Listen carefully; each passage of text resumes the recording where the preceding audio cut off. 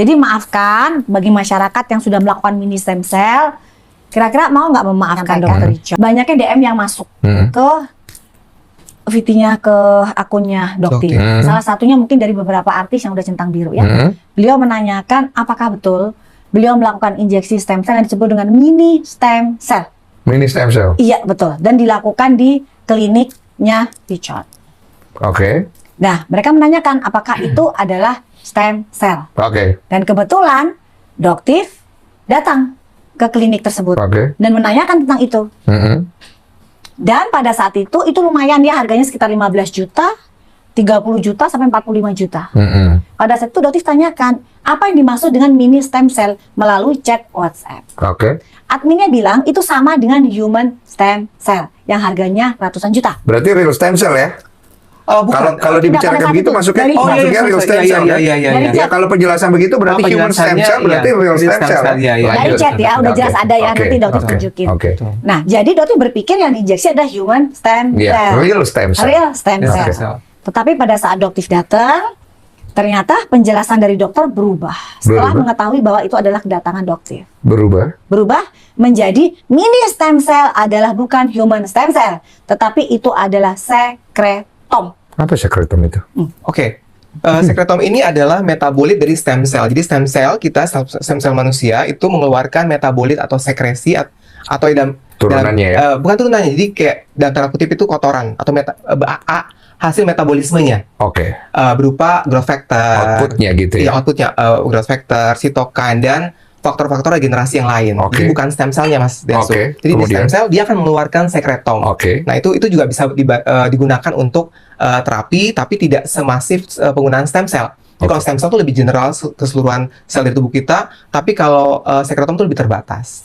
Oh, berarti kurang ya kalau bahasa kita ya, barangnya kurang gitu kan? Iya, maksudnya unsurnya itu tidak mantap gitu ya? Betul. Kemudian? Nah, tapi itu biasanya kita cas harga 2,5 sampai 3 juta. Biasanya di klinik ya rata-rata ya, tapi beliau mencas 15 juta dengan alasan pada saat di chat itu adalah human stem cell dengan dosis yang kecil. Jadi maafkan bagi masyarakat yang sudah melakukan mini stem cell. Kira-kira mau nggak memaafkan Dokter Richard? Karena itu adalah bukan human stem cell, tapi itu adalah sekretom. Karena banyak pertanyaan. Boleh saya koreksi sedikit ya? Boleh.